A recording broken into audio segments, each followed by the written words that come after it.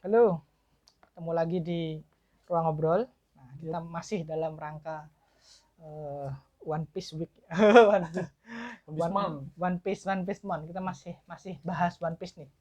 Setelah kita kemarin tuh bahas sistem ya. Yap. Sistem Yonko sama Shichibukai sama Bagi. Nah, kali ini kita pengen bahas angkatan lautnya. Oke, angkatan laut ya. Angkatan laut itu kan jarang kena spotlight ya. Yap, benar, jarang kena spotlight. Padahal di One Piece itu adalah salah satu faktor pentingnya. Iya, angkatan laut, Shichibukai dan Yonko itu kan adalah 3 kekuatan besar dunia yang membuat dunia itu stabil. Nah, angkatan laut ini sayangnya memang karena One Piece itu kan memang cerita tentang bajak laut, cerita tentang Luffy, dan kebanyakan clash-nya bajak laut versus bajak laut, ya kan? Bukan bajak laut versus angkatan laut. Makanya angkatan lautnya itu agak gimana ya? Agak kurang tergali dengan baik.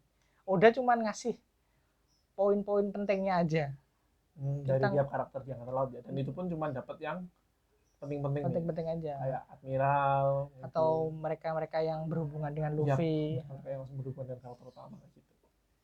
Kita dipaksa untuk mikir sendiri nih layernya angkatan laut seperti apa, karena angkatan laut itu kan juga ternyata besar sekali. Dan itu udah disebutin ya dari awal, kayak bajak laut tuh pasti takut sama angkatan laut gitu. Dan angkatan laut tuh mereka tidak satu visi, mereka walaupun visinya sama ya, visi keadilan absolut itu, keadilan angkatan laut di itu belakangnya ini ada keadilan itu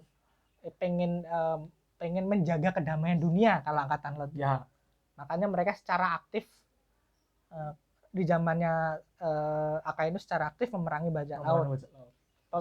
Pemindahan dari G1 ke G1 ya ke pemindahan dari bawahnya Marijoa ke G1 itu kan juga statement kalau kami siap berkonfrontasi langsung dengan Yonko gitu kan.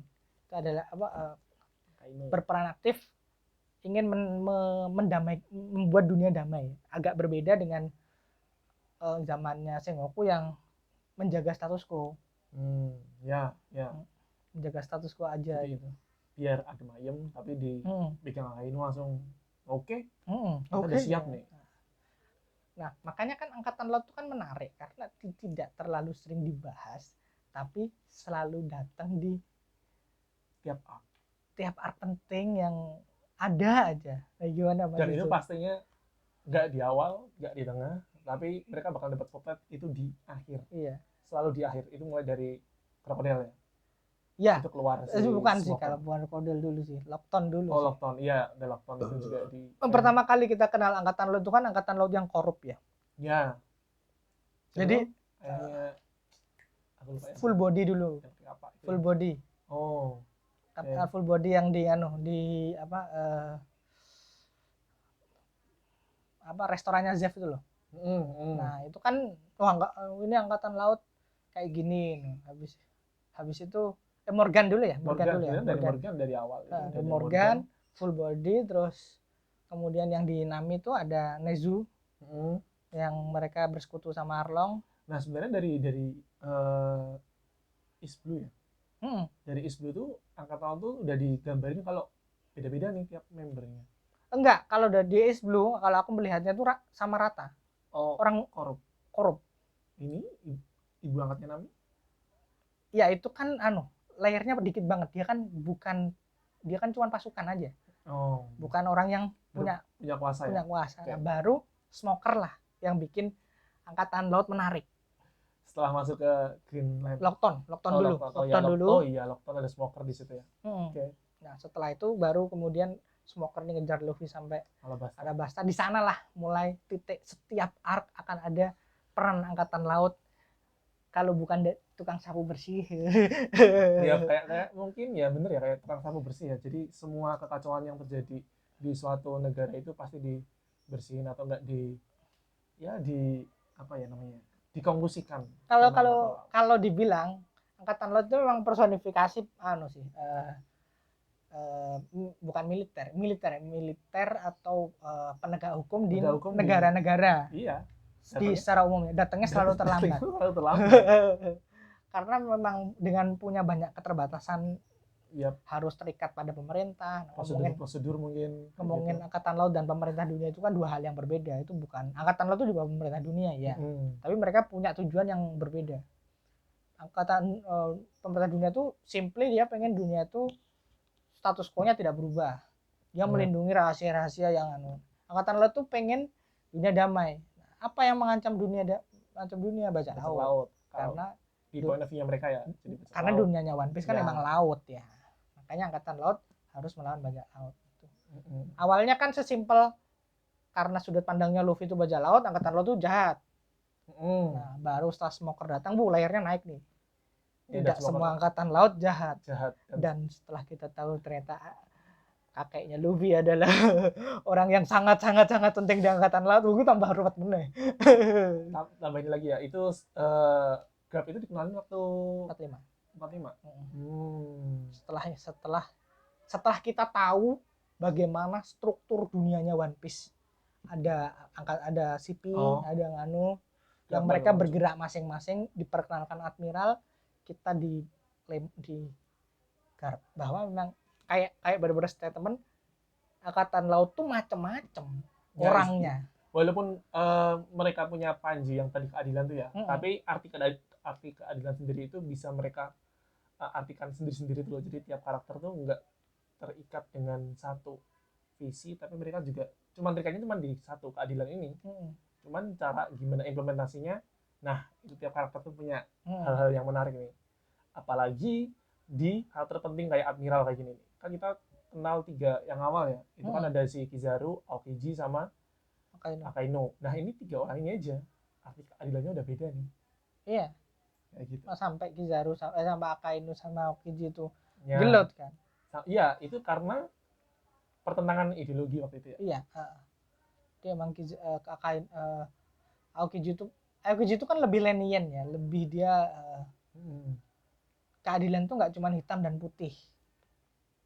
Dia tim Smoker lah, satu tim sama Smoker lah. Nah kalau Akainu kan ya yang benar adalah kita, yang salah adalah Nganu. Kalau Kizaru itu beneran personifikasi birokrat. Pegawai negara, PNS. Ya udah disuruh apa oke gitu. Iya kan? Ya, dan dia yang paling sering disuruh Buster Call kalau nggak salah. Hampir kayak yang di mana namanya? Ya pas Buster Call dia mungkin yang ada yang available cuman si Kizaru ya. Jadi kayak dia kapan? Yang ini Luffy kepisah tuh di Sabaody itu kan Kizaru yang turun. Sabaody. Oh bukan Buster Call tuh. Oh cuman disuruh turun aja. Iya, cuma disuruh turun karena Luffy nonjok. Nonjok itu. Nah, itu kan kepentingan cerita ya. Agar bisa memperkenalkan salah satu admiral seberapa kuat. Karena kita dikasih Aokiji itu dia nggak ngapa-ngapain. Aokiji itu enggak, maksudku belum tidak direct konflik gitu loh. Oh ya, waktu itu enggak direct konflik, tapi penggambarannya ya Aokiji kuat di banget. Di level itu Aokiji itu udah bisa ngelawan monster laut tanpa berkeringat. Nah, kalau Kizaru kan dia nge-solo Eleven Supernovas. Ya, nge-solo. itu kan mungkin dia bisa solo semua bajak laut yang ada di pulau ya, itu. Ya, bisa jelas. Memang tingkatan powernya Admiral tuh harus sekuat itu. Iya. Dan itu digambarin kalau buahnya mereka itu buah yang Logia yang langka ya. Ya. Logia tuh masih langka. Masih langka. 3 elemen itu yang kayak cahaya, es, sama magma waktu itu. Makanya wajah dari Angkatan Laut tuh memang Admiral. Yang Admiral juga yang memperlihatkan bahwa ini loh, kita itu tidak sama. Seperti di penegak hukum tuh mereka punya keadilannya masing-masing. Ada yang saklek, ada yang dikongkon lagi melaku, ada yang secara proaktif ingin